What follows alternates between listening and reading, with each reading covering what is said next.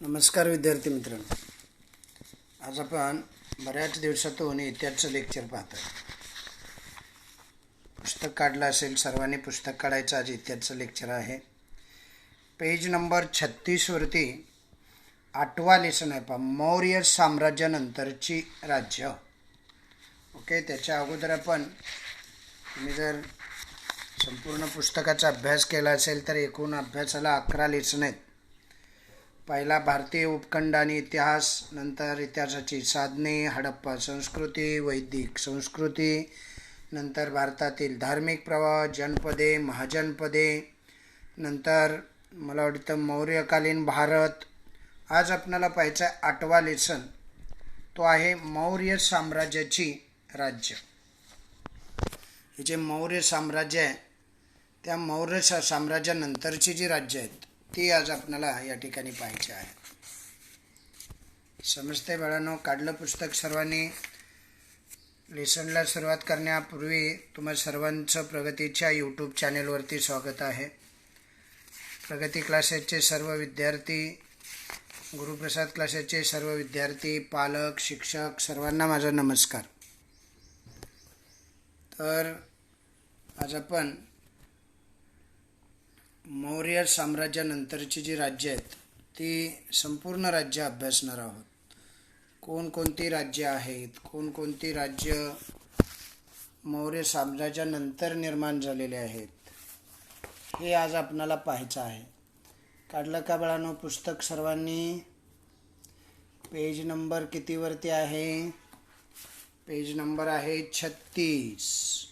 Pen, pencil, वही, मग लेक्चरला व्यवस्थित बसायचं आणि लक्ष देऊन सर्व व्यवस्थित करायचं. म्हणजे शिकतच पाठांतरी झालं पाहिजे. लेसन एकदा शिकल्यानंतर वाचला की लेसन सारा समजला पाहिजे. समजलं?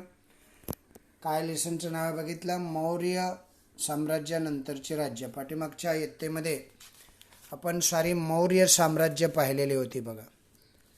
आठवतं का तुम्हाला? त्यामध्ये आपण सिकंदरची स्वारी पाहिलेली होती, नंतर चंद्रगुप्त मौर्य, सम्राट अशोक, त्यानंतर कलिंगचं युद्ध पाहिलेलं होतं, त्यानंतर अनेक अशोकाचे धर्मप्रसाराचं कार्य पाहिलेलं होतं, लोकोपयोगी कामं पाहिलेली होती, मौर्यकालीन राज्यव्यवस्था कशी होती, लोकजीवन कसं होतं, मौर्यकालीन कला, साहित्य या सर्वांच्यावरती प्रकाश टाकलेला होता. मौर्यकालीन राज्य जी होती त्या राज्यामध्ये आपण अनेक राज्य पाहिलेले होते की नाही. मगध पाहिलेलं होतं, नंतर सांची पाहिलेलं होतं, उज्जैनी पाहिलेलं होतं, अनेक राज्य होती. तक्षशिला पाहिलेलं होतं, मनसेरा पाहिलेलं होतं, कालसी पाहिलेलं होतं की नाही. ही सारी जी राज्य होती ती मौर्यकालीन राज्य होती. आज आपणाला जे पाहायचे आहेत ते आहेत मौर्य साम्राज्यानंतरची. कधीची आहे ती? मौर्य साम्राज्यानंतरची. इसवी सन 4थ्या ते 6व्या शतकातली ही जी राज्य आहेत ती आपल्याला पाहायची आहेत. हा जो लेसन आहे मौर्य साम्राज्यानंतरची राज्य, या लेसनमध्ये आपल्याला 6 अभ्यास घटक अभ्यासायचे आहेत. त्यातला एक अभ्यास घटक आहे शुंग घराणं, नंतर दुसरा आहे इंडो ग्रीक राजे, तिसरा अभ्यास घटक आहे कुशाण राजे, चौथा अभ्यास घटक आहे गुप्त राज्य घराणे, नंतर 5वा अभ्यास घटक आहे वर्धन राज्य घराणे, आणि 6वा जो आहे सर्वात शेवटचा ईशान्य भारतातील राज्यसत्ता. ओके, असे वेगवेगळी ही घराणी जी होती, राज्य घराणी, ती आपणाला पाहायची आहेत. तर हा जो मौर्य साम्राज्यानंतरचा राज्याचा जो डोलारा आहे तो इथे दिलेला आहे. पहा, ग्रे कलरमध्ये जो दिलेला दिसतोय या संपूर्ण भागामध्ये मौर्य घराणं जे होते त्या मौर्य घराण्याचे राज्य होतं. त्यानंतर मौर्य घराणं संपुष्टात आल्यानंतर अनेक राज्यघराणे आले आणि आज संपूर्ण जवळजवळ भारतभर त्यांचं हे राज्य आपण पाहतोय. कोणकोणती घराणी होती ती आज आपल्याला अभ्यासायची. त्यामध्ये बघा पहिलं घराणं होतं ते घराणं शुंग घराणं होतं. काय त्याचं नाव आहे त्या घराण्याचं हे बघा. इथं अभ्यास घटकांची लिस्ट दिलेली आहे, बघताय तुम्ही. ती तुम्हाला बाळांनो माहीतच पाहिजे, म्हणजे तुम्ही त्याचा परफेक्ट अभ्यास केलेला असला पाहिजे. म्हणजे लेसनमध्ये आपल्याला काय शिकायचं आहे हे अगोदर माहीत पाहिजे. कोणकोणते अभ्यास घटक शिकणार आहोत आपण. मी सांगितल्याप्रमाणे 6 अभ्यास घटक शिकणार आहोत आपण. त्या 6 अभ्यास घटकामध्ये बघा, पहिला आहे शुंग घराणं, दुसरा आहे इंडो ग्रीक राजे, तिसरा आहे कुशाण घराणं, चौथा आहे गुप्त राज्य घराणं, पाचवा आहे वर्धन राज्य घराणं आणि 6वा आहे ईशान्य भारतातील राज्यसत्ता. त्यापैकी पहिलं जे आहे ते आज आपण सुरुवात करणार आहोत. बघा, सम्राट अशोकानंतर मौर्य सत्ता जी आहे त्या मौर्य सत्तेचं सामर्थ्य कमी होत गेलं. आपण पाठीमागच्या लेसनमध्ये पाहिलं देखील की कलिंगचं युद्ध झाल्यानंतर सम्राट अशोकाच्या मनावरती त्याचा खोल परिणाम झाला आणि तो रक्तपात आणि तो संहार पाहिल्यानंतर अशोकानं असं ठरवलं की यापुढे म्हणजे युद्ध करायचं नाही. आणि त्यामुळं ही मौर्य सत्ता जी होती ती मौर्य सत्ता, त्या सत्तेचं सामर्थ्य कमी होत गेलं. आणि शेवटच्या मौर्य राजाचं नाव होतं बृहद. काय होतं रे? बृहद. लक्षात राहते सर्वांच्या?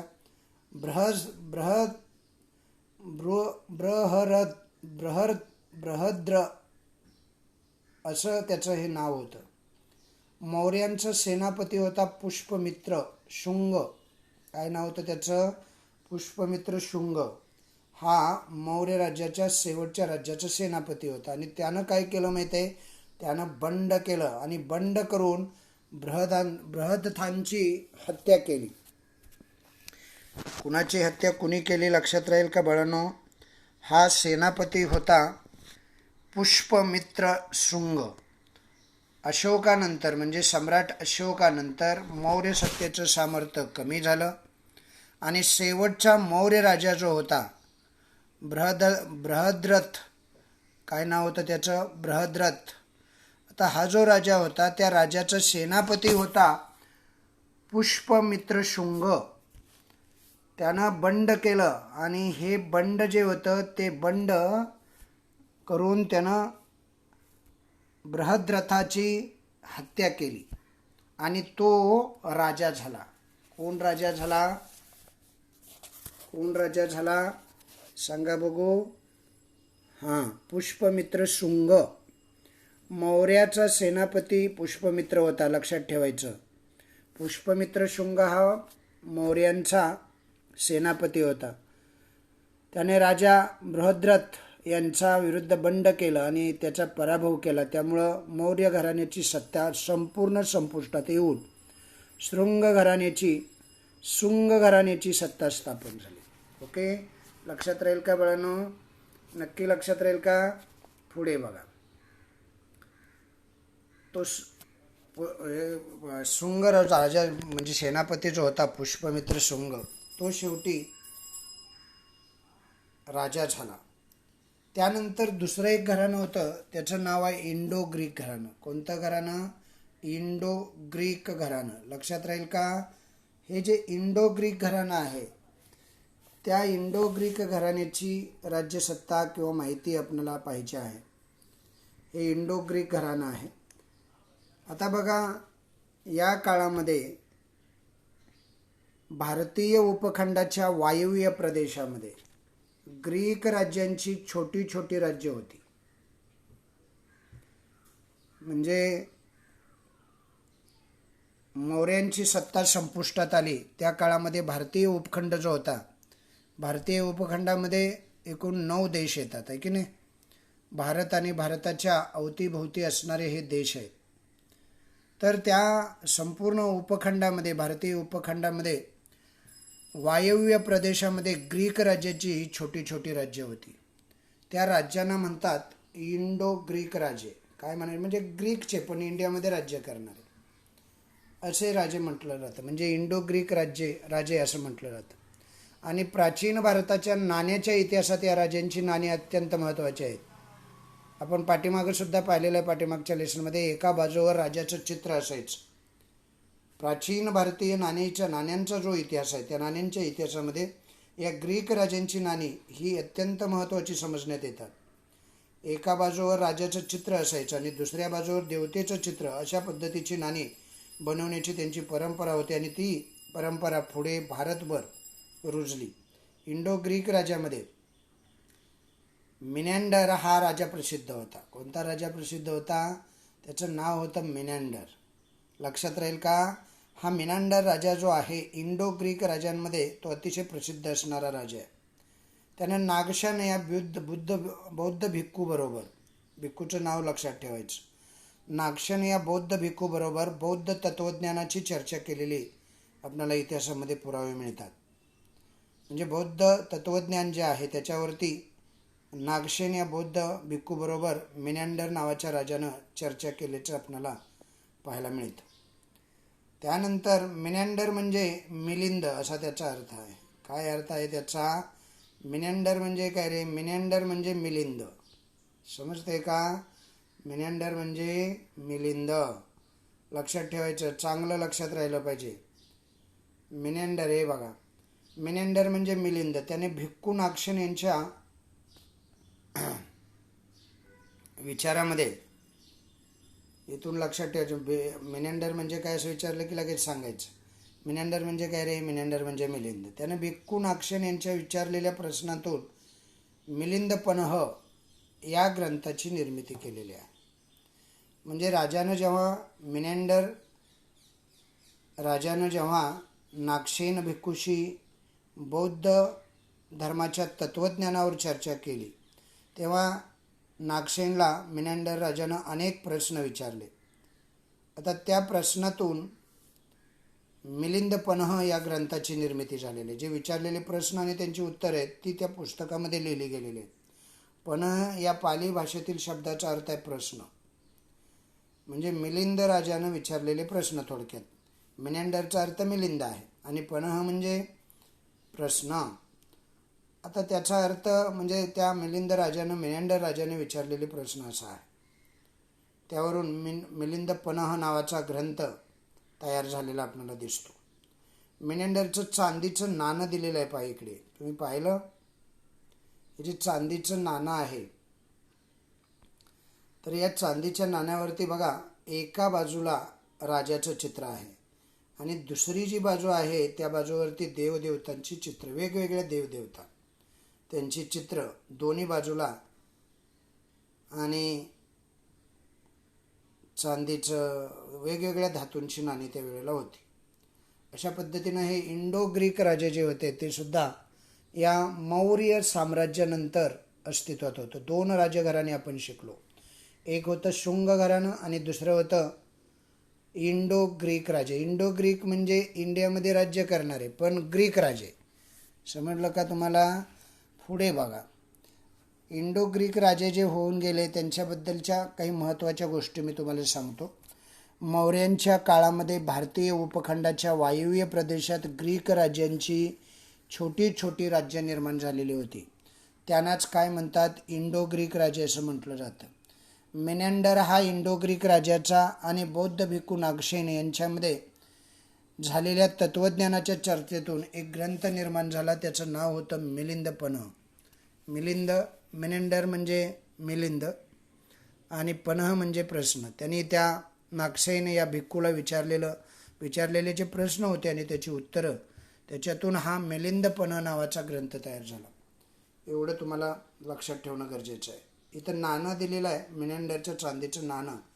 एका बाजूला राजाचं चित्र आहे आणि दुसऱ्या बाजूला काय आहे रे? काय आहे बाळांनो?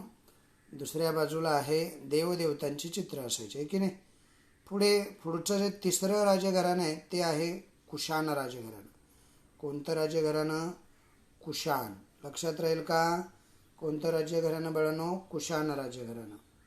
पक्क लक्षात ठेवायचं. राजघराणी ही पक्की लक्षात ठेवायची. शुंग, इंडो ग्रीक राजे. आता आपण तिसरं पाहतोय. भारतामध्ये निरनिराळ्या लोकांच्या टोळ्या बाहेरून सतत येत राहिलेले. हा इतिहास आहे भारताचा. म्हणजे अनेक टोळ्या या भारतामध्ये बाहेरून सतत येत राहिल्या आणि त्यामध्ये मध्य आशियातून आलेले कुशाण नावाने ओळखल्या जाणाऱ्या टोळ्या होत्या. या कुशाण नावाच्या टोळ्या कुठून आल्या रे? मध्य आशियातून. अशा निरनिराळ्या टोळ्या बाहेरून आलेल्या आपण पाहतो. बाहेरून आलेल्यांच्यामध्ये मध्य आशियातून काही लोक आले. हे मध्य आशियातून आलेले जे लोक होते ते कुशाण नावाने ओळखले जात होते. इसवी सनाच्या पहिल्या शतकामध्ये वायुव्येकडील प्रदेशात आणि काश्मीरमध्ये, वायुव्येकडील प्रदेश म्हणजे कळला पाहिजे लगेच तुम्हाला, तर वायुव्येकडील जो प्रदेश आहे म्हणजे अफगाणिस्तान, पाकिस्तान या बाजूचा प्रदेश आणि काश्मीरमध्ये त्यांनी राज्य स्थापन केलेलं होतं. कुणी? या कुशाण राजघराण्यातली जी कुशाण नावाने ओळखल्या जाणाऱ्या या टोळ्या होत्या त्यांनी वायुव्य प्रदेशामध्ये पहिल्या शतकामध्ये आणि काश्मीरमध्ये काही राज्य निर्माण केलेली होती. भारतात सोन्याची नाणी पाडण्याची सुरुवात कुशाण राजाने केली, हे लक्षात ठेवा. सोन्याची नाणी पाडण्याची पद्धत जी आहे ती कुणी सुरुवात केली? कुशाण राजघराण्याने. नाण्यावर काय असायचं रे? गौतम बुद्ध आणि विविध भारतातील देवता यांच्या प्रतिमा वापरण्याची त्यांनी बी सुरुवात केली. ओके, अशा पद्धतीनं हे कुशाण राजघराणं होतं. एका बाजूवरती बौद्ध गौतम बुद्ध आणि दुसऱ्या बाजूवरती भारतीय देवता यांच्या प्रतिमा वापरण्याची जी प्रथा आहे ती कुशाण राजांनी नाण्यावरती चालू केली आणि त्यांनी सोन्याची नाणी तयार करण्याची प्रथा आणली. समजते? कुशाण राजा कनिष्क, काय नाव आहे त्याचं? कनिष्क. कनिष्क नाव बाळांनो, कनिष्क. काय नाव आहे? कनिष्क. याने प्रचंड प्रमाणात साम्राज्याचा विस्तार केलेला आपल्याला दिसतो. आता हा जो सम्राट कनिष्क आहे त्याच्याबद्दल थोडक्यात माहिती बघा. कनिष्काचे साम्राज्य कुठंपर्यंत पसरलेलं होतं रे? पश्चिमेला काबूलपासून, आता काबूल आपल्याकडे आहे का? नाही, अफगाणिस्तानमध्ये येतं ते. पूर्वेला वाराणसीपर्यंत, समजलं? म्हणजे अफगाणिस्तानापासून ते वाराणसीपर्यंत कनिष्कांची सोन्याची जी नाणी होती, सोन्याची आणि तांब्याची नाणी सापडलेली आहेत. कनिष्काच्या काळात बौद्ध धर्माची 4थी परिषद कुठे भरवण्यात आली? काश्मीरमध्ये. कनिष्काने काश्मीरमध्ये कनिष्कपूर हे शहर वसवलेलं होतं. श्रीनगरजवळ असलेलं कामपूर नावाचं गाव हे लक्षात ठेवा, म्हणजे कनिष्कपूर असावे असं मानलं जातं. आता कनिष्कपूर नाही आहे, आता कामपूर हे नाव त्याचं असावं. कनिष्काच्या काळामध्ये अश्वघोष हा कवी होऊन गेला. त्याने बुद्धचरित्र आणि काय लिहिलेलं आहे रे? अश्वघोष हा जो कवी होऊन गेला, नाव लक्षात राहील का बाळांनो? तर हा जो कवी होऊन गेला त्या कवीनं, अश्वघोष या कवीनं बुद्धचरित्र आणि वज्रसूची असे हे 2 ग्रंथ लिहिले. कनिष्काच्या दरबारामध्ये चरक हा प्रसिद्ध वैद्य होता. कोण होता हा? वैद्य. आणि अश्वघोष कोण होता? हा कवी होता. त्यानं काय लिहिलं? अश्वघोषानं बुद्धचरित्र लिहिलं आणि वज्रसूची हे 2 ग्रंथ लिहिले. आणि कनिष्काच्या दरबारात एक वैद्यसुद्धा होता ज्याचं नाव आहे चरक. काय नाव आहे? चरक. त्यानंतर कनिष्क, सम्राट कनिष्काच्या काळामध्ये कनिष्कानं जी सोन्याची नाणी तयार केली ती नाणी इकडे तुम्हाला दिलेले आहेत पहा. कनिष्काच्या सोन्याच्या नाण्याच्या दोन्ही बाजू दिलेल्या आहेत. एक बाजू पहिल्या नाण्यामध्ये, दुसरी बाजू दुसऱ्या नाण्यामध्ये. म्हणजे एकावरती काय असायचं? गौतम बुद्धाचं चित्र असायचं आणि दुसऱ्यावरती भारतीय वेगवेगळ्या देवता असायच्या. ओके, दिसते ना तुम्हाला? गौतम बुद्धाचं चित्र तुम्ही पाहिलं तर बारकाईनं दिसेल तुम्हाला. नंतर देवदेवतांची सुद्धा चित्र त्याच्यामध्ये असायची. अशा पद्धतीनं कनिष्क राजांची ही सोन्याची नाणी या ठिकाणी आपणाला दिलेली आहे. ती पाहून घेतली तुम्ही सर्वांनी. त्याच्यानंतर आपणाला माहीत आहे का तुम्हाला मध्ये काही माहिती दिलेली आहे पहा. माहीत आहे का तुम्हाला? ओके, म्हणजे तुम्हाला हे माहीत असलं पाहिजे अशी अपेक्षा असते. तर हे माहीत आहे का सदर जरा लक्ष देऊन पाहायचं. ते जनरल नॉलेजसाठी फार चांगलं सदर आहे. हे नॉलेज आपणाला असलं पाहिजे बरं का. कनिष्काचं सोन्याचं नाणं, हे नाणं सम्राट कनिष्कानं पाडलेलं होतं. या नाण्याच्या दर्शनी बाजूवर ग्रीक लिपीमध्ये काय लिहिलेलं आहे? शावो नानो शावो कनिष्की कोशानो. काय लिहिलेलं आहे रे? त्यांच्या नाण्याच्या दर्शनी बाजूवरती ग्रीक लिपीत लिहिलेलं दिसतं आपल्याला. काय लिहिलेलं आहे ग्रीक लिपीमध्ये? शावो नानो शावो कनिष्की कोशानो असा लेख आहे, म्हणजे लिहिलेला आहे, ही ओळ लिहिलेली आहे. त्याचा अर्थ काय आहे माहिती आहे? राजा धीराज कनिष्क कुशान. शावो नानो शावो कनिष्क कोशानो म्हणजे राजा धीराज कनिष्क कुशान असा त्याचा अर्थ आहे. नाण्याच्या मागील बाजूला गौतम बुद्धाची प्रतिमा आहे आणि त्या बाजूला ग्रीक लिपीत बौद्धो असं लिहिलेलं आहे, म्हणजे बुद्ध. काय लिहिलं आहे? बौद्धो म्हणजे बुद्ध. ओके. आणि शावो नानो शावो कनिष्की कोशानो म्हणजे राजा धीराज कनिष्क कुशान. हे ध्यानात ठेवा. ओके. विचारतील तुम्हाला शावो नानो शावो कनिष्की कोशानो म्हणजे काय आणि बौद्धो याचा अर्थ काय. विचारलं तर पटकन सांगता आलं पाहिजे, गडबडायचं नाही. लक्षात राहील का बाळांनो सर्वांच्या? हां. आता पुढे बघा, पुढचं पेज जे आहे, कितवं पेज आहे हे? आता 37 झालं.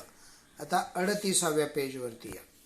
आला का? त्यामध्ये बघा चौथा जो आपल्याला दिलेला अभ्यास घटक आहे तो चौथं घराणं आहे गुप्त राज्य घराणं. कोणतं राज्य घराणं आहे? गुप्त. लक्षात राहील का? नक्की लक्षात राहील का बाळांनो? हे जे गुप्त राज्य घराणं आहे त्या गुप्त राज्य घराण्याचा आपल्याला अभ्यास करायचा आहे. तर या गुप्त राज्य घराण्यामध्ये इसवी सनाच्या 3ऱ्या शतकामध्ये शेवटी उत्तर भारतात गुप्त राज्य घराण्याच्या सत्तेचा उदय झाला आणि साधारणपणे 3 शतके गुप्त राज्य घराणं सत्तेवर होतं. किती शतकं होतं? 3 शतकं. कुठल्या भागात होतं? उत्तर भारतामध्ये. गुप्त राज्य घराण्याच्या संस्थापकाचं नाव होतं श्रीगुप्त. गुप्त राज्य घराण्याच्या संस्थापकाचं काय नाव होतं? श्रीगुप्त. हे लक्षात ठेवायचं. समुद्रगुप्त आणि चंद्रगुप्त असे 2 राजे. कोण कोण रे? समुद्रगुप्त आणि चंद्रगुप्त हे 2 गुप्त घराण्यातील विशेष उल्लेखनीय राज्य आहेत. त्यापैकी आपण समुद्रगुप्ताची माहिती पाहणार आहोत. समुद्रगुप्त कसा होता? खाली दिलेला आहे बघा, समुद्रगुप्त दिलेला आहे की नाही? तर समुद्रगुप्ताची माहिती आपल्याला या आर्टिकलमध्ये घ्यायची आहे. बघा, पहिला चंद्रगुप्त जो होता त्या पहिल्या चंद्रगुप्ताच्या कारकिर्दीमध्ये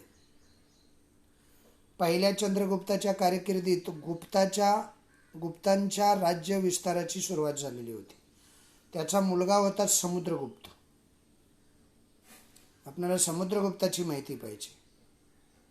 पण पहिला जो चंद्रगुप्त होता त्या चंद्रगुप्त राजाच्या काळामध्ये गुप्त राजाच्या कारकिर्दीमध्ये गुप्ताच्या राज्य विस्ताराची सुरुवात झाली आणि त्याचा मुलगा समुद्रगुप्त याने आसपासच्या राज्याचा पराभव करून हा विस्तार आणखी वाढवलेला होता. कोणी वाढवला? समुद्रगुप्ताने. आसपासची जी राज्य होती त्यांचा पराभव केला आणि त्यानं आपल्या राज्याचा विस्तार वाढवला. त्याच्या कारकिर्दीमध्ये गुप्त सत्ता कुठून कुठं होते बघा, आसामपासून पंजाबपर्यंत पसरलेली होती. तमिळनाडूमधील कांचीपर्यंतचा पूर्व किनारपट्टीचा जो प्रदेश आहे त्याने जिंकलेला होता. समुद्रगुप्ताने मिळवलेल्या विजयामुळे त्यांच्या सत्तेचा दबदबा सर्वत्र वाढलेला आपल्याला दिसतो. त्यामुळे वायुव्येकडील राजे जे होते, जे कुशाण राजघराणं, काश्मीर, काबूल या ठिकाणची जी राजघराणी होती, तसेच श्रीलंकेतील राजा यांनीही त्यांच्याशी मैत्रीचे करार केले. कुणाशी? या समुद्रगुप्त राज्याशी. गुप्त घराण्यातला हा अतिशय शूर पराक्रमी असा राजा होता. त्यानं बरंचसं राज्य आणि खास करून पूर्वेकडची जी किनारपट्टी आहे तामिळनाडूमधील कांचीपर्यंतच्या पूर्व किनारपट्टीचा सारा प्रदेश जिंकून घेतला. समुद्रगुप्ताने मिळवलेल्या विजयामुळे त्यांच्या सत्तेचा दबदबा वाढला आणि त्यामुळे वायुव्येकडील राजे तसेच श्रीलंकेतील राजा यांनीही त्यांच्याशी काय केले? मैत्रीचे करार केले. लक्षात राहील. समुद्रगुप्ताचा पराभव आणि त्याने मिळवलेले विजय याचं वर्णन प्रयागच्या स्तंभलेखामध्ये आपल्याला पाहायला मिळतं. सविस्तर दिलेला आहे. प्रयाग या ठिकाणचा जो स्तंभलेख सापडलेला आहे त्या स्तंभलेखामध्ये त्यांनी म्हणजे या सर्व राजांनी मैत्रीचे जे करार केले, समुद्रगुप्ताचा पराभव आणि त्याने मिळवलेले विजय याचं वर्णन त्या प्रयागच्या स्तंभलेखामध्ये आलेलं आपल्याला दिसतं. त्या स्तंभलेखामध्ये ते विस्तारित दिलेलं आहे.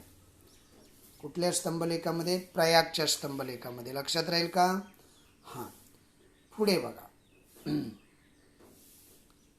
हा जो लेख आहे, स्तंभालेख ज्याला म्हटलेला आहे आपण, कुठला स्तंभालेख? प्रयागचा स्तंभालेख.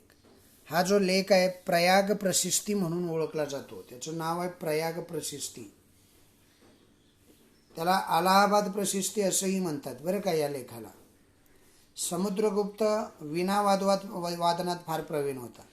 तुम्हाला विचारतील प्रयाग शक्ती म्हणजे काय, प्रयाग प्रशक्ती म्हणजे, अलाहाबाद प्रशस्ती म्हणजे, समजते तुम्हाला? नंतर विनावादन करणारा राजा असं विचारलं तर काही सांगता आलं पाहिजे. हा समुद्रगुप्त जो होता विनावादनात प्रवीण होता आणि समुद्रगुप्ताने विविध प्रकारच्या प्रतिमा असलेली नाणी काढलेली आहेत. त्यातील एका प्रकारात तो स्वतःवर विणा वाजवताना आपल्याला पाहायला मिळतो. त्यावर समुद्रगुप्त असं नावसुद्धा लिहिलेलं आहे. तुम्ही जर नाणं पाहिलं तर या नाण्यामध्ये समुद्रगुप्ताने तयार केलेली ही नाणी, त्यातील अनेक प्रकारात तो स्वतः विणा वाजवताना दिसतो. म्हणजे स्वतःचं विणा वाजवतानाचं जे चित्र आहे ते त्यानं त्या नाण्यामध्ये कोरलेलं आपल्याला दिसतं. ओके. त्यावर समुद्रगुप्त असं नावसुद्धा लिहिलेलं आहे. म्हणजे त्याचं नावसुद्धा त्याच्या बाजूला त्याने त्या नाण्यावरती लिहिलेलं आपल्याला पाहायला मिळतं. समुद्रगुप्ताची ही सोन्याची 2 नाणी इथं दिलेली आहेत. दोन्ही बाजू दिलेले आहेत. वेगवेगळ्या पोझिशनमध्ये विणा वाजवताना तो स्वतः आपणाला त्या नाण्यावरती पाहायला मिळतो. त्यानंतर आपल्याला हा समुद्रगुप्त झाल्यानंतर दुसरा समुद्रगुप्त पाहायचा आहे. दुसरा समुद्रगुप्त हा चंद्रगुप्ताचा मुलगा होता. चंद्रगुप्त, समुद्रगुप्त आणि दुसरा समुद्रगुप्त, त्याला 2 मुलं. त्यातला एक होता समुद्रगुप्त आणि दुसरा समुद्रगुप्त म्हणजे त्याचाच मुलगा, म्हणजे समुद्रगुप्ताचा भाव. ओके. दुसरा जो चंद्रगुप्त हा समुद्रगुप्ताचा मुलगा होता. गुप्ताचे साम्राज्य त्यानं वायुव्येकडे वाढवलेलं होतं. वायुव्येकडे कुशाण राजघराणे होते. त्याने माळवा, गुजरात आणि सौराष्ट्र जिंकून घेतलेलं होतं. दुसऱ्या चंद्रगुप्ताने त्याची मुलगी जी आहे प्रभावती, तिचा विवाह वाकाटक घराण्यातील दुसरा रुद्रसेन याच्याशी करून दिला. अशा रीतीनं दक्षिणेकडच्या बलशाही वाकाटक सत्तेशी नातेसंबंध त्यानं जोडले. दिल्लीजवळील मेहरोली येथे एक लोहस्तंभ उभा आहे. कुठे? मेहरोलीला. त्या मेहरोलीच्या लोहस्तंभावरती तो सुमारे 1500 वर्षाहून अधिक जुना आहे. आणि 1500 वर्षाहून जुना असून सुद्धा तो आजही जसा आहे त्या पोझिशनमध्ये आहे. तो गंजलेला नाही.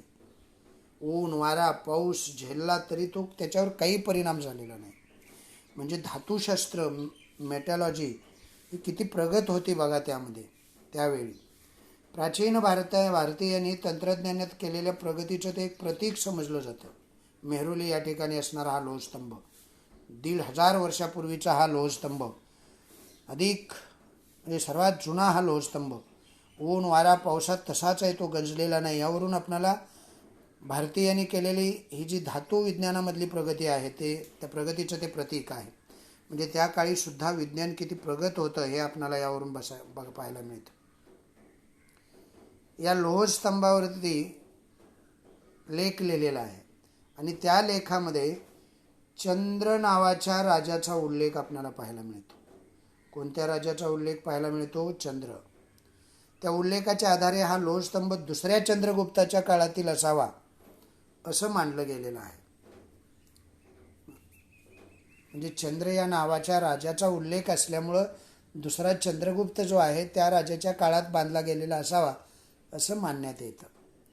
त्यानंतर आपल्याला माहीत आहे का तुम्हाला म्हणून एक सदर दिले, पाहिलं तुम्ही खाली. आता यामध्ये बघा माहीत आहे का तुम्हाला मध्ये अत्यंत महत्त्वाची माहिती दिली जाते, ती तुम्ही नीट पाहिली पाहिजे. फाहियान हा चिनी प्रवासी दुसऱ्या दुसरा जो समुद्रगुप्त होता चंद्रगुप्त, दुसरा चंद्रगुप्त आणि एक समुद्रगुप्त, ही चंद्रगुप्ताची मुलं 2. तर दुसरा समुद्रगुप्त जो होता, समुद्रगुप्ताच्या राज्यानंतर दुसरा चंद्रगुप्त आला आणि या दुसऱ्या चंद्रगुप्ताच्या काळामध्ये भारतात एक चिनी प्रवासी आला ज्याचं नाव होतं फाहियान. हा फाहियान हा जो चिनी प्रवासी होता तो चिनी प्रवासी दुसऱ्या चंद्रगुप्ताच्या काळामध्ये भारतात आला. आपल्या प्रवास वृत्तात त्याने गुप्त काळातील समाज जीवनाचं वर्णन केलेलं आपल्याला पाहायला मिळतं. म्हणजे प्रवास वृत्तांत लिहिलेला आहे त्यानं. प्रवासाला आल्यानंतर त्याला या ठिकाणचं समाज जीवन, या ठिकाणची सारं म्हणजे कसं दिसलं, काय होतं, हे सारं त्यानं समाज जीवनाचं वर्णन करून ठेवलेलं आहे. भारतीय नगरं मोठी आणि भरभराटीस आलेली आहेत असं त्यानं लिहून ठेवलेलं आहे. नंतर प्रवासातील या नगरात अनेक अतिथीगृहसुद्धा आहेत असं त्यानं त्याच्या या प्रवास वर्णनात लिहून ठेवलेलं आहे. अनेक धर्माच्या संस्थाही, धर्मार्थ संस्था या ठिकाणी आहेत. शहरात इस्पितळे म्हणजे दवाखाने आहेत. तेथे गरिबांना वैद्यकीय सेवा विनामूल्य उपलब्ध आहे. विहार म्हणजे मंदिरं, त्या काळची मंदिरं भव्य होती. त्यावेळेला त्यानं लिहून ठेवलेलं आहे विहार व मंदिरं भव्य आहेत. लोकांना व्यवसाय निवडण्याचे पूर्ण स्वातंत्र्य आहे. कोठेही जाण्यास लोकांना मज्जाव नाही. म्हणजे त्या काळामध्ये सुद्धा आपल्या भारतामध्ये ही स्वातंत्र्य लोकांच्यासाठी बहाल करण्यात आलेली होती. धर्मस्वातंत्र्य होतं आणि कोणत्याही राज्यामध्ये जाऊन कोणताही व्यवसाय निवडण्याचं सुद्धा स्वातंत्र्य होतं. लोकांना व्यवसाय निवडण्याचे पूर्ण स्वातंत्र्य आहे. कोठेही जाण्यास लोकांना मज्जाव नाही. सरकारी अधिकाऱ्यांना व सैनिकांना नियमितपणे पगार दिला जातो. तेथील लोक दारू पित नाहीत, हिंसा करीत नाहीत. गुप्त राज्यवटीतले प्रशासन योग्य रीतीने चालवलं जातं. गुप्त राज्यघराण्यातलं प्रशासन जे आहे, राज्यकारभार जो आहे, तो अतिशय योग्य रीतीनं चालवला जातो असं वर्णन त्यानं फाहियान या चिनी प्रवाशानं दुसऱ्या चंद्रगुप्ताच्या काळामध्ये भारतात आल्यानंतर आपल्या प्रवास वर्णनामध्ये त्यानं लिहून ठेवलेलं आहे. अशा पद्धतीनं हा एक तुम्हाला माहीत आहे का, यामध्ये तुम्हाला थोडीशी माहिती फाहियान या चिनी प्रवाशाची माहिती दिलेली आहे. पुढे बघा, दुसऱ्या चंद्रगुप्ताच्या काळात फाहियान हा बौद्ध भिक्खू चीनमधून भारतात आला. तो बौद्ध भिक्खू होता आणि त्यांच्या भारतातील प्रवासाचे वर्णन त्यानं लिहून ठेवलेलं आहे. त्यामध्ये गुप्त साम्राज्यातील उत्कृष्ट राज्यव्यवस्थेची माहिती आपल्याला मिळते. ओके, अशा पद्धतीनं ही 4 राज्यघराणी झाली. किती राज्यघराणी झाली बाळांनो? 4 राज्यघराणी झाली. ओके, तर 4 अभ्यास घटक आपण अभ्यासले. त्यानंतर 5वा जो अभ्यास घटक आहे तो आपल्याला या ठिकाणी अभ्यासायचा आहे. ज्या अभ्यास घटकाचं नाव आहे, म्हणजे हे 5वं राजघराणं आहे. आतापर्यंत आपण शुंग घराणं पाहिलं, इंडो ग्रीक राजे पाहिले, कुशाण पाहिलं, गुप्त राज्य घराणं पाहिलं. आता 5वं आपल्याला पाहायचं आहे ते म्हणजे वर्धन राज्य घराणं. कोणतं राज्य घराणं? वर्धन राज्य घराणं. आपण शुंग घराणं पहिल्यांदा पाहिलं, इंडो ग्रीक राजे दुसऱ्यांदा पाहिलं, तिसऱ्यांदा कुशाण राजे पाहिले, चौथा सम्राट कनिष्क पाहिला की नाही? तशाच पद्धतीनं आता 5व्याकडे आपल्याला यायचं आहे.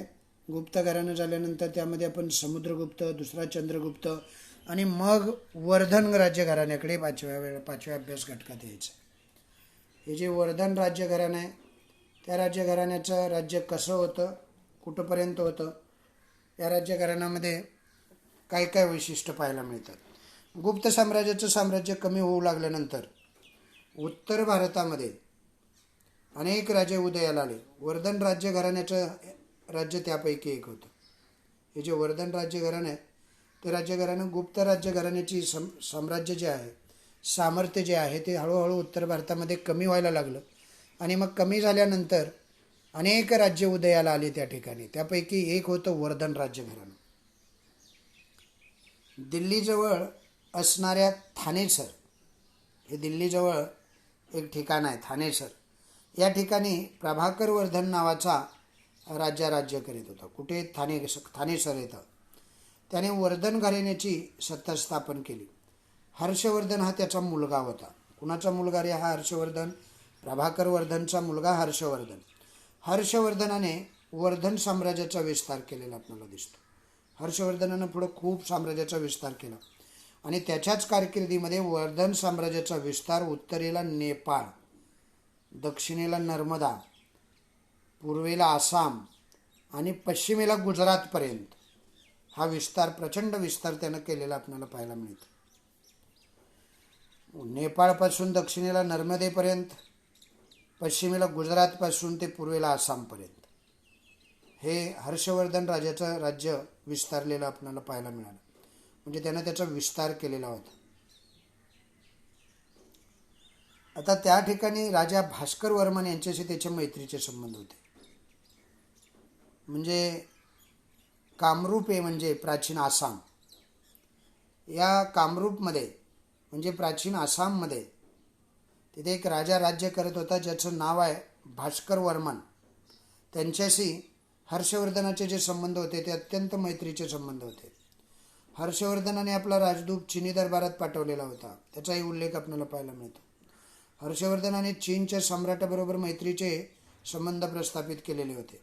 त्याने त्याची राजधानी कनौज या ठिकाणी प्रस्थापित केली आणि मग त्याच्या कारकिर्दीमध्ये व्यापाराची खूप भरभराटी झाली. हे त्याचं फार मोठं वैशिष्ट्य आहे. राज्याच्या उत्पादनात खूप मोठा हिस्सा प्रजेच्या हितासाठी वापरला जात होता. म्हणजे उत्पन्न जे राज्याला मिळत होतं ते प्रजेच्या हितासाठी वापरलं जात होतं. दर 5 वर्षांनी स्वतःची सर्व संपत्ती प्रजेला तो दान करत होता. असा हा हर्षवर्धन नावाचा राजा होऊन गेला. आपली जी संपत्ती आहे साठलेली 5 वर्षातली सारी संपत्ती तो प्रजेला दान करायची. असा राजा तुम्ही ऐकलाय का कधी, आपली संपत्ती प्रजेला दान करणारा? हां, तर लक्षात ठेवा, या वर्धन घराण्यामध्ये हर्षवर्धन नावाचा जो राजा होऊन गेला त्या राजाने ही प्रथा म्हणजे तो आपली संपत्ती दर 5 वर्षानं जनतेला वाटून टाकायचं. हर्षवर्धनाच्या दरबारामध्ये राज्यकवी होता, त्याचं नाव होतं बाणभट्ट. काय नाव होतं त्याचं? बाणभट्ट. आणि त्या बाणभट्टानं हर्षचरित हा हर्षवर्धनाच्या जीवनावरील ग्रंथ लिहिलेला आहे. हर्षचरित हा हर्षवर्धनाच्या जीवनावरील एक ग्रंथ आहे. त्याच्या आधारे हर्षवर्धनाच्या कारकिर्दीची आपल्याला संपूर्ण माहिती मिळते आणि हर्षवर्धनाने बौद्ध धर्माचा स्वीकार केलेलाही आपल्याला त्यामध्ये पाहायला मिळतो. त्याने इतर धर्मालाही उदार आश्रय दिला. हर्षवर्धनाने रत्नावली, नागानंद आणि प्रियदर्शिका अशी 3 संस्कृत नाटकं लिहिलेली आहेत. राजा असून सुद्धा बघा नाटक लिहिलेले आहेत. एक होतं रत्नावली, दुसरं होतं नागानंद आणि तिसरं होतं प्रियदर्शनी. ही तिन्ही नावं लक्षात ठेवायची. एका राजाने लिहिलेली ही 3 नाटकं आहेत. कोण राजा आहे हा? हर्षवर्धन. वर्धन घराण्यातील हा हर्षवर्धन राजा आहे. म्हणजे राज्य वाढवण्याचं काम तर केलेलंच आहे. अनेक जणांशी मैत्री केलेली आहे. समजलं? त्याच्या कारकिर्दीमध्ये व्यापाराची भरभराट झालेली आपण पाहिली. आणि सर्वात महत्त्वाचं म्हणजे राज्याच्या उत्पादनाचा खूप मोठा हिस्सा तो प्रजेच्या हितासाठी वापरत असलेलंही आपण पाहिलं. हर्षवर्धनानं बौद्ध धर्म स्वीकारलेला होता, पण अनेक धर्मांना त्यानं उदार आश्रय दिलेला होता. हर्षवर्धनानं लिहिलेली 3 नाटकं जी आहेत तीही प्रसिद्ध आहेत. ती तुम्हाला माहीत पाहिजेत. रत्नावली, नागानंद आणि प्रियदर्शिका अशी 3 संस्कृत नाटकं त्यानं लिहिलेली आहेत. अशा 3 संस्कृत नाटकं लिहून त्यानं आपल्या म्हणजे साहित्यिक प्रवृत्तीचाही जनतेला ओळख करून दिलेली आहे. त्यांच्या काळामध्ये युआन शॉंग नाव लक्षात ठेवा. युआन शॉंग हा बौद्ध भिक्खू चीनहून भारतात आलेला आपल्याला पाहायला मिळतो. नाव आहे त्याचं युआन शॉंग. काय नाव आहे? युआन शॉंग. इथं चित्रामध्ये हे जे चित्र दिसते ना ते युआन शॉंगचंच आहे. पहा, तो हा चिनी प्रवासी भिक्खू म्हणा, आपल्या धर्माचा प्रसार करण्यासाठी म्हणा किंवा प्रवासासाठी भारतामध्ये आलेला आपल्याला उल्लेख पाहायला मिळतो. तो जेव्हा भारतात आला, भारतभर फिरला आणि नालंदा विद्यापीठात तो 2 वर्ष राहिला. त्याने चीनमध्ये गेल्यावर बौद्ध धर्माचे चीनी भाषेत भाषांतर केलेलं आहे. पूर्ण भाषांतर पुन्हा चीनी भाषेत बौद्ध धर्माचं केलं. असा हा युआन शॉंग नावाचा एक प्रवासी भारतात आला. त्याचं ते चित्रही दिलेलं आहे. पहा, नंतर माहीत आहे का तुम्हाला मध्ये काय दिलं आहे? पहा, युआन शॉंग भारतभर फिरला आणि त्याने महाराष्ट्रातील लोकांविषयी मोठे गौरवपूर्ण उद्गार लिहून ठेवलेले आहेत. तो महाराष्ट्रातल्या लोकांच्याबद्दल म्हणतो, महाराष्ट्राचे लोक माने आहेत, म्हणजे स्वाभिमानी आहेत. कोणी उपकार केले तर ते नेहमी स्मरणात ठेवतात, पण जर कोणी त्यांचा अपमान केला तर ते गय करीत नाही. संकटात सापडलेल्या माणसाला आपल्या प्राणाची पर्वा न करता ते मदत करत असतात. शरण आलेला ते अपाय करत नाही.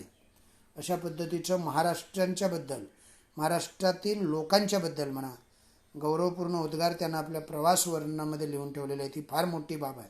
म्हणजे त्या काळचे सुद्धा महाराष्ट्रीयन लोक जे होते ते महाराष्ट्राचे लोक स्वाभिमानी होते. कोणी उपकार केलं तर ते स्मरणात ठेवत होते. त्यांचा अपमान केला तर ते कुणाची गय करत नव्हते. संकटात सापडलेल्या माणसाला आपल्या प्राणाचीही पर्वा न करता मदत करत होते. शरण आलेला ते मरण देत नव्हते, अपाय करत नव्हते. अशा उदार मतवादीचा हा मराठा समाज महाराष्ट्रात आहे असं त्यानं लिहून ठेवलेलं आहे. ओके. पुढे बघा, ईशान्य भारतातील राज्यसत्ता आहे. शेवटचा जो अभ्यास घटक ज्याला म्हटलं आपण, नालंदा विद्यापीठात, ज्या नालंदा विद्यापीठामध्ये हा युआन शॉंग गेला त्याचं एक चित्र इकडे दाखवलेलं आहे, दिलेलं आहे. पाहिलं का बाळांनो तुम्ही? पेज नंबर 40 वरती नालंदा विद्यापीठ दिलेलं आहे. त्यावेळेची ती इमारत किती सुंदर आणि किती शुभ कशी आहे पहा. सुंदर अशी ही नालंदा विद्यापीठाची इमारत आहे. ओके. त्या काळामध्ये अशा पद्धतीचं बांधकाम म्हणजे फार मोठी गोष्ट आहे ती. आता आपल्याला सर्वात शेवटच्या मुद्द्याकडे वळायचं आहे. काय आहे रे तो? तो आहे ईशान्य भारतातील राज्यसत्ता. 5 राज्यसत्ता आपण पाहिल्या आणि त्या राज्यसत्तेमधले बाकीचे बरेचसे घटक हे आपण पाहिले. कोणकोणते घटक पाहिले पुन्हा एकदा सांगतो. शुंग राज्यघराणं पाहिलं, इंडो ग्रीक राज्यघराणं पाहिलं, कुशाण राज्यघराणं पाहिलं. कुशाणमध्ये आपल्याला सम्राट कनिष्क पाहायला मिळाला. नंतर गुप्त राज्यघराणं, त्यामध्ये समुद्रगुप्त आणि दुसरा चंद्रगुप्त. नंतर वर्धन राज्यघराण्यामध्ये आपण हर्षवर्धन, युआन शॉंग, फाहियान हे सारे पाहिले आहे की नाही. आता आपल्याला पाहायचं आहे ते म्हणजे ईशान्य भारतातील राज्यसत्ता. Okay.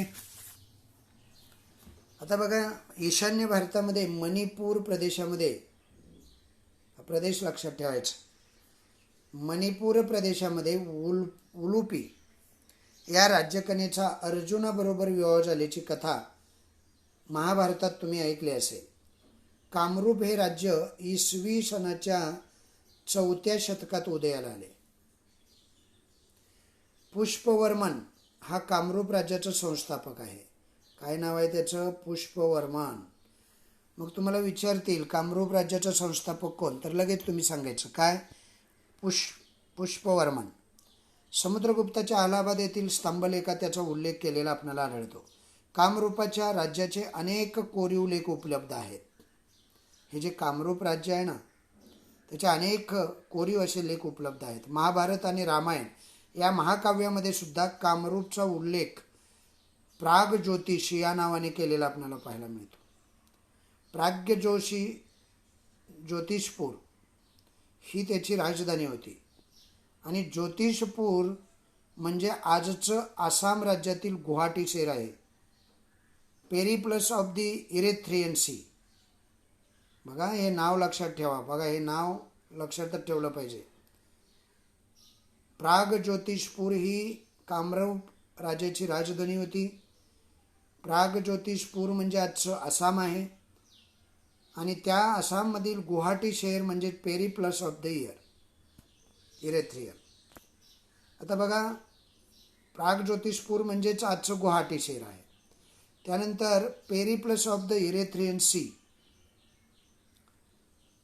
Periplus of the Erythraean 3 जे आहे त्या पुस्तकामध्ये, हे पुस्तकाचं नाव आहे. या पुस्तकामध्ये त्याचा उल्लेख आलेला आहे की आसाम राज्यातील हे प्रागज्योतिषपूर म्हणजेच आजचं गुवाहाटी शहर आहे.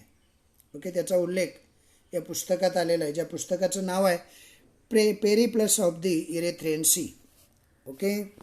लक्षात राहील का सर्वांच्या? नंतर बघा, कामरूप राज्य जे आहे, कामरूप राज्याचा विस्तार जो आहे किंवा हा Periplus of the Erythraean C हे जे पुस्तक आहे, किरादिया म्हणजे किरांत लोकांचा प्रदेश असाही त्याच्यामध्ये उल्लेख केलेला आहे. किरादिया म्हणजे काय रे? किरादिया म्हणजे त्या पुस्तकामध्ये Periplus of the Erythraean C या पुस्तकामध्ये किरादिया म्हणजे किरात लोकांचा प्रदेश असा उल्लेख आहे. कामरूप राज्याचा विस्तार कुठून कुठंपर्यंत आहे बघा. ब्रह्मपुत्रा नदीचं खोरं, भूतान, बंगालचा काही भाग आणि बिहारचा भाग या प्रदेशामध्ये झालेला होता. आणि ईशान्य भारतातील कामरूप राज्यात युआन शॉंग गेलेला होता. त्याने त्या भास्करवर्मन हा तेथील राजा होता, त्याचंही वर्णन करून ठेवलेलं आहे. या पाठात आपण मौर्यानंतरचा काळातील उत्तर भारत आणि त्या ठिकाणची राज्यसत्ता जी होती त्या राज्यसत्तेबद्दल आपण अभ्यास केलेला आहे. मौर्य आणि मौर्यानंतरच्या काळातील अनेक राज्य होऊन गेली राजे, त्यांचा अभ्यास या पाठात आपण विस्ताराने केला. या सुमारास ईशान्य भारतामध्ये काय परिस्थिती होती तेही पाहिलं. आता पुढचा जो पाठ आहे त्यामध्ये आपल्याला दक्षिण भारतात असलेल्या राज्यसत्तांचा परिचय करून घ्यायचा आहे. या लेसनमध्ये आपण जवळजवळ 6 राज्यसत्ता पाहिल्या.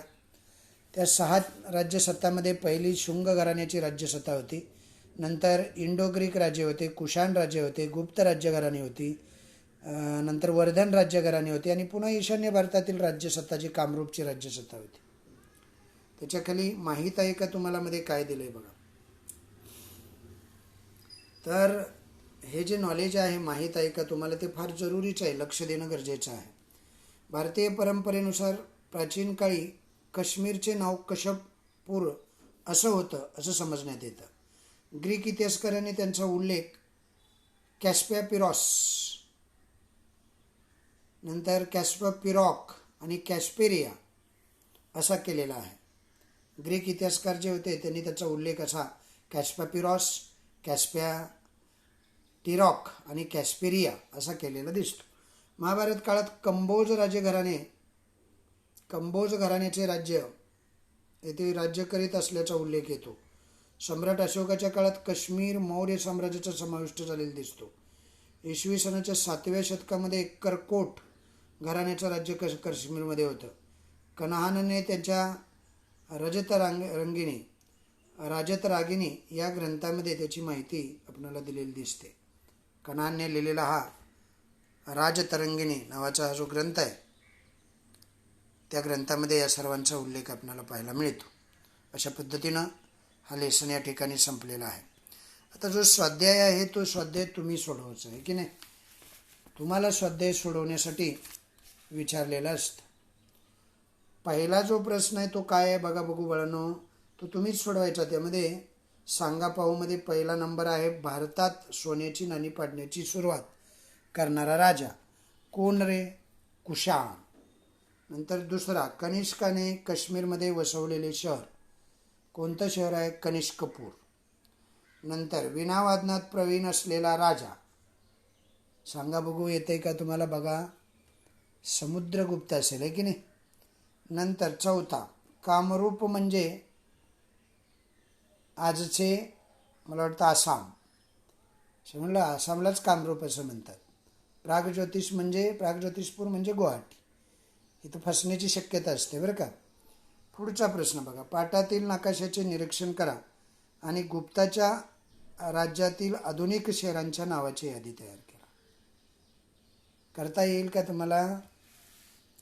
म्हणजे या नकाशामध्ये तुमच्या पुस्तकाच्या सुरुवातीच्या पेजवरती एक नकाशा दिलेला आहे. त्या नकाशामध्ये त्याचं निरीक्षण करा आणि गुप्त घराण्याच्या साम्राज्यातील आधुनिक शहरांच्या नावाची यादी तयार करा. ते कोणकोणते आहेत आधुनिक शहरं त्यांची एक यादी तुम्हाला तयार करायला सांगितलेली आहे. येईल का करता बाळांनो? नक्की 100% येईल का? हां, कुठल्या काळातली करायला सांगितलेली आहे? गुप्त राज्यघराण्यातली जी आधुनिक शहरं आहेत त्या शहरांची एक यादी तयार करा.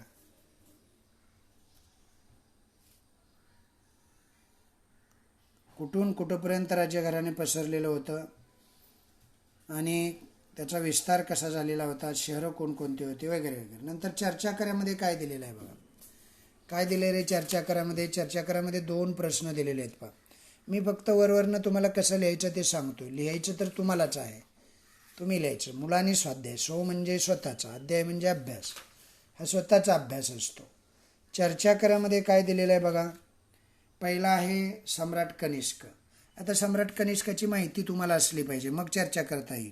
मध्य आशियातून भारतात येऊन कुशाण टोळ्याने भारतात राज्य स्थापन केलं की नाही. नंतर त्यांचा कनिष्क हा राजा त्यापैकी एक राजा होता. कनिष्काने भारताच्या पश्चिमेला काबूलपासून पूर्वेला कुठेपर्यंत वाराणसीपर्यंत साम्राज्य विस्तार केलेला आपल्याला पाहायला मिळालं. कनिष्कानं काश्मीरमध्ये सुद्धा कनिष्कपूर हे शहर वसवलेलं होतं. त्याच्याच काळामध्ये बौद्ध धर्माची 4थी परिषद कुठे भरलेली होती अशी माहिती आपल्याला असली पाहिजे. काश्मीरमध्ये भरवण्यात आली. कनिष्कानं सोन्याची नाणी आणि तांब्याची नाणी पाडण्याचा प्रघात आणला आहे की नाही. नंतर मेहरोली या ठिकाणच्या स्तंभाबद्दल तुम्हाला चर्चा करायची आहे. दुसऱ्या चंद्रगुप्ताच्या काळामध्ये हा स्तंभ स्थापिला गेलेला आहे. दिल्ली जवळच्या मेहरोली येथे एक लोहस्तंभ उभा केला गेलेला आहे. तो सुमारे 1500 वर्षापूर्वीहून अधिक जुना असावा असं समजलं जातं. आजही तो गंजलेला नाही, त्याच्यावरती कशाचाही परिणाम झालेला नाही. यावरून प्राचीन भारतात तंत्रज्ञान किती प्रगत होतं हे सिद्ध होतं किंवा प्रगत असणारं हे तंत्रज्ञान दिसून येतं. या लोहस्तंभावरती एक लेख कोरलेला आहे, त्यावर चंद्र नावाच्या राजाचा उल्लेख आहे आणि यावरून तो चंद्र राजा हा दुसरा चंद्रगुप्त असावा असं समजण्यात येतं. ओके, आणि त्याच्या काळात तो बांधलेला असावा असं समजण्यात येतं. अशा पद्धतीनं तिसरा प्रश्न आहे, पाठातील विविध ग्रंथ आणि त्या ग्रंथावर त्याच्या नावाची यादी तयार करायला सांगितलेली आहे. सोपं आहे, अनेक ग्रंथाची नावं आलेली आहेत बघा. मग तुम्हाला काय करायचं आहे, विविध ग्रंथ आणि ग्रंथकार म्हणजे तो ग्रंथाचं नाव लिहायचं आणि तो ग्रंथ कुणी लिहिला. मिलिंदपणा आहे की नाही, बरेच ग्रंथ आलेले आहेत बघा. तर ते ग्रंथ लिहिले कुणी ते पाहायचं आहे. मिलिंदपणा कुणी लिहिला, हर्षवर्धनाने. नंतर बुद्धचरित्र आणि वज्रसूची कुणी लिहिले, कनिष्क आणि कणन. समजलं, वज्रसूची कणननं लिहिलं. बुद्धचरित्र कुणी लिहिलं रे, मिलिंदपणा कुणी लिहिलं सांगा बघू. हर्षवर्धनानं लिहिलं का, नाही. कुणी लिहिलं, मिनेंडरनं लिहिलं. बुद्धचरित्र आणि वज्रसूची मला वाटतं अश्वघोषनं लिहिलं, कनिष्कनं नाही, अश्वघोषनं लिहिलं. हर्षचरित कुणी लिहिलं, बाणभट्टानं, नाही का. बघा तरी बी पुन्हा रत्नावली कुणी लिहिलं, हर्षवर्धनाने. राजतरंगिणी कणननं लिहिलं. ओके, असे अनेक काय आलेले आहेत, ग्रंथ आलेले आहेत. ते तुम्ही अजून काही ग्रंथ असतील तेही लिहा. नंतर 5व्या प्रश्नाकडे वळा. 5वा जो प्रश्न दिलेला आहे त्या 5व्या प्रश्नामध्ये काय विचारलेलं आहे रे, तर 5व्या प्रश्नामध्ये गुप्त घराणा आणि वर्धन राजघराणे यांचा तुलनात्मक तक्ता तयार करायला सांगितलेला आहे. कोणकोणती 2 राजघराणे आहेत, गुप्त राज्यघराणं आणि वर्धन राज्यघराणं. आता बघा, संस्थापक जे होते दोघांचे कोण होते ते अगोदर सांगायचं. म्हणजे फरकाचा एक मुद्दा, संस्थापक. गुप्त राज्यघराण्याचा संस्थापक होता श्रीगुप्त आणि वर्धन राज्यघराण्याचा राज्यघराण्याचा संस्थापक होता मला वाटतं प्रभाकर वर्धन असेल आहे ना. नंतर दोघांचा राज्य विस्तार लिहायचा. गुप्त राज्यघराणं जे होतं ते आसामपासून पंजाबपर्यंत, तामिळनाडूकडील कांचीपर्यंतचा पूर्व किनारपट्टीचा प्रदेश जिंकलेला होता. माळवा, गुजरात, सौराष्ट्र हेही जिंकून घेतलेलं होतं. वर्धन राज्यघराण्याचं दिल्लीजवळचा ठाणेसर होतं आहे की नाही. नंतर दक्षिणेकडची नर्मदा नदी, नेपाळपासून ते नर्मदा नदीपर्यंत, पूर्वेला आसामपासून पश्चिमेला गुजरातपर्यंत हा राज्य विस्तार लिहायचा. तोही फरकाचा मुद्दा आहे. आणि दोघांचं कार्यही लिहायचं. गुप्त राज्याने मोठं साम्राज्य विस्तार निर्माण केलं. वायुव्येकडील राज्य, श्रीलंकेतील राजे यांच्याशी मैत्रीचे करार केले. राजाच्या काळात प्रगत धातू व तंत्रज्ञान असलेला आपल्याला पाहायला मिळतो. तो मेहरोलीचा जो लोहस्तंभ आहे तो त्याच्या काळातलाच आहे की नाही. नंतर राजाची राज्यव्यवस्थाही उत्तम होती. वर्धन राज्याचं मात्र मोठ्या प्रमाणात राज्यविस्तार तर केलाच. हर्षवर्धन हा राज्यघराणा राजा अतिशय प्रसिद्ध होता. आपला राजदूत त्यानं चिनी राजाच्या दरबारात पाठवलेला होता आणि त्या काळामध्ये त्यानं व्यापारात भरमसाठ भरभराट केलेली होती. या राजाने इतर धर्माचाही उदार असा आश्रय दिला आणि उद्धार केला. प्रजेच्या हितासाठी राज्याचे उत्पन्न वापरले, जास्तीत जास्त उत्पन्न वापरलं जायचं. अशा पद्धतीने त्यांचं कार्य, राज्यविस्तार आणि संस्थापक असे काही मुद्दे आपल्याला लिहिता येतील. ओके, तिथे खाली दिलेलेच आहेत मुद्दे तुम्हाला, त्या अनुषंगानं तुम्ही लिहायचे. नंतर बघा, पुढील शब्दकोडे सोडवा असा एक प्रश्न दिलेला आहे की नाही. उभं शब्दकोड आणि आडवं शब्द. टिंबटिंब याच्या पराक्रमाचे वर्णन प्रयाग येथील स्तंभलेखामध्ये आढळते. सांगता येईल का बाळांनो, तुम्हाला सांगता येईल का? उत्तर तुम्हाला सांगता आले पाहिजेत, समजतंय. तुम्हाला जर उत्तरं येत असतील किंवा पुस्तकातनं शोधायची, काय शोधायची, सारी उत्तरं शोधायची. आता पहिलं जे उत्तर आहे, टिंबटिंब राजाचे यांच्या पराक्रमाचे वर्णन प्रयाग येथील स्तंभलेखात आढळते. दुसरा चंद्रगुप्त. काय राजाचं नाव आहे? दुसरा चंद्रगुप्त. म्हणजे इथं तुम्हाला हा या ठिकाणी जो पहिला कॉलम दिलेला आहे तो कॉलम आहे दुसरा. हा इकडे दुसरा चंद्रगुप्त असं लिहिलं पाहिजे आहे की नाही. तर पेन्सिलनं व्यवस्थित लिहायचं. नंतरचा प्रश्न विचारलेला आहे तुम्हाला, मेहरोली लोह स्तंभावर टिंबटिंब नावाच्या राजाचा उल्लेख आढळतो. कोणता राज्य आहे रे? मेहरोली या ठिकाणी कोणता राज्य आहे सांगा? समुद्रगुप्त असेल आहे की नाही. मेहरोली या ठिकाणी समुद्रगुप्त या राज्याचा आपल्याला हे आढळतं.